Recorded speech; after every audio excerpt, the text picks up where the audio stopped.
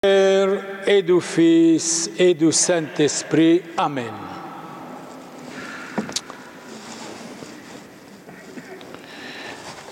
Frères et sœurs, dimanche passé, notre évangile disait « Pas de haine les uns envers l'autre, les uns envers les autres, pas de vengeance, mais entre vous l'harmonie, la compréhension. » Le dimanche passé, l'Évangile disait « Tu aimeras ton prochain comme toi-même ». Charité bien ordonnée commence par soi, dans la famille. L'homme doit respecter sa femme, la femme doit respecter son mari. Les enfants doivent écouter leurs parents dans le Seigneur. Et les parents doivent éduquer les enfants dans le Seigneur. Dimanche passé, c'était œil pour œil, dent pour dent. C'est l'Ancien Testament. Si quelqu'un vous attaque, attaquez-le.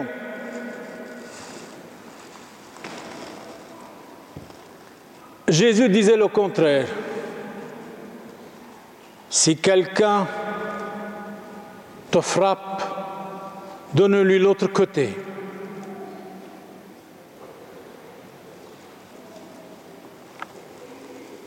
Mais chez l'islam, c'est vrai aussi, celui qui va vous opprimer, opprimez-le.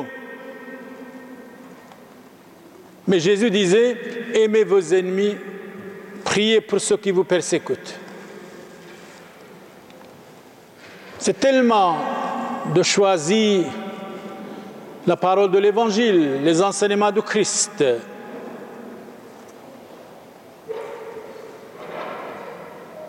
Dans l'Ancien Testament, une femme, quand elle va commettre une faute, doit être lapidée. Chez l'islam, la même chose. Chez les chrétiens, Jésus dit, si quelqu'un n'a pas péché, montrez-lui, donnez-lui la première pierre, jetez-lui la première pierre. Et tous avaient péché. La femme seule est restée. Et Jésus dit, Madame, où sont-ils les gens qui voulaient vous lapider? Ils ne sont pas là, Seigneur. Ils sont tous partis. Chacun avoue ses péchés, ses manquements. Ils avaient honte d'eux-mêmes et sont partis. La femme est restée seule. Jésus lui dit, Madame, femme, je ne te condamne pas, mais ne pêche plus. Nous disons souvent aussi ici, l'erreur est humaine, pardonner est divin, rester dans l'erreur est diabolique. Ce matin, Jésus nous dit, vous êtes souciés de beaucoup de choses. Chaque jour suffit sa peine. Vous calculez trop. Qu'allons-nous faire? Qu'allons-nous manger? Qu'allons-nous vêtir? Jésus nous disait ce matin, d'abord demandez le royaume de Dieu et sa justice. Le reste, vous allez avoir, vous savez. Et il ajoute, chaque jour suffit sa peine. Vous ne pouvez jamais savoir demain ce qui va se passer, jamais. Chaque jour suffit sa peine. Chaque jour, ses problèmes, ses difficultés. Demain, c'est un autre jour. Mais Saint Paul nous disait tout à l'heure, vous jugez les autres prématurément. Ça ne me dit rien, votre jugement. C'est Dieu qui va juger, ce n'est pas vous. Et Jésus ajoute, ne jugez pas, pour que vous ne soyez pas jugés. Ne condamnez pas, pour que vous ne soyez pas condamnés. Pardonnez, vous serez pardonnés. Cherchez, vous trouverez, frappez, on vous ouvrira, demandez, vous recevrez, tout ce qui est raisonnable, utile et agréable. Ne dites pas Dieu m'a oublié. Tout à l'heure, Isaïe disait, Jérusalem criait Dieu m'a oublié. Quand vous avez de véritables enfants, sages, gentils, bien éduqués, obéissants, vous ne pouvez pas les oublier. Dieu, la même chose, nous crions notre Père qui es aux cieux. Que votre nom soit sanctifié et que votre volonté soit faite, quoi qu'il arrive, sur la terre, au ciel. Mais délivrez-nous du mal. Le mal domine la société, malheureusement. Le mal domine la famille, les nations, la jeunesse. Bien sûr, la jeunesse sont des hommes de demain, hommes et femmes. La famille, c'est l'avenir de l'humanité, doit être la base de l'humanité.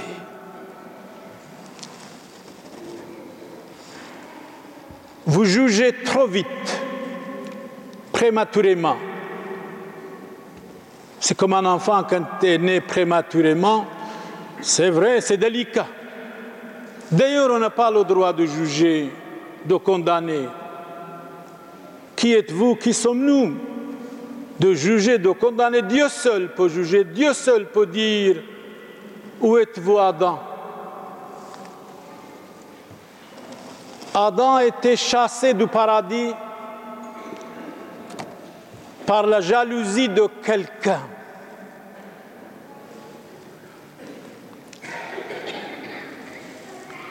Le Satan. Le Satan va tromper Ève. Le Satan va entrer dans le serpent va dialoguer avec Ève. Et Ève a transgressé la loi de Dieu. Elle a dévié son mari Adam. C'est par jalousie. Ils étaient bien, tranquilles dans le paradis. Si tu manges, tu mourras, Dieu a dit. Et ils n'ont pas écouté. Effectivement, ils étaient chassés du paradis à cause de la jalousie. Et Dieu dit à Adam, mais où êtes-vous? Adam se cache derrière les arbres. Qu'est-ce que vous avez fait? Qu'allez-vous faire? Ce n'est pas moi, ce n'est pas moi. C'est elle qui m'a trompé. Mettre la faute sur quelqu'un, c'est facile. Et vous? Ce n'est pas moi. C'est le serpent qui m'a trompé. Le serpent dit, Dieu, mais qu'est-ce que vous avez fait? Mais ce n'est pas moi, c'est le Satan qui est entré en moi. Nous voyons dans l'Évangile, Saint Jean dit effectivement, le Satan entra en Judas et Judas a trahi le Christ. Aujourd'hui, frères et sœurs, vous avez compris, je crois, nous allons parler de la jalousie qui est dès le commencement du monde. Oui, de la jalousie, oui. Dans toutes les nations, dans toutes les familles, entre tous les voisins. Même entre les frères et sœurs, la jalousie domine la société, la famille, les nations. Dieu a eu deux enfants d'abord, Caïn et Abel. Caïn va assassiner son frère Abel à cause de la jalousie parce que Dieu a accepté les offrandes d'Abel et Caïn était jaloux. Il a assassiné son frère. Donc nous autres, ou la société, ou les hommes et les femmes, ou nous autres bien sûr, si nous sommes jaloux et jalouses, on devient les frères de Caïn, le frère de l'assassin. Si nous sommes jaloux, on devient effectivement les collaborateurs, le participant du Satan. Et si nous disons non, non, ce n'est pas moi, c'est l'autre, on va parler comme Adam. C'est elle, c'est-à-dire Ève. On va parler comme Caïn. Dieu lui dit, mais où est ton frère? Avec arrogance, Caïn dit, mais je ne suis pas le gardien de mon frère, je ne sais absolument pas. Menteur. Je ne sais pas, je ne suis pas son gardien, je ne suis pas responsable. Or, le mensonge commence dès le commencement. La jalousie commence dès le commencement.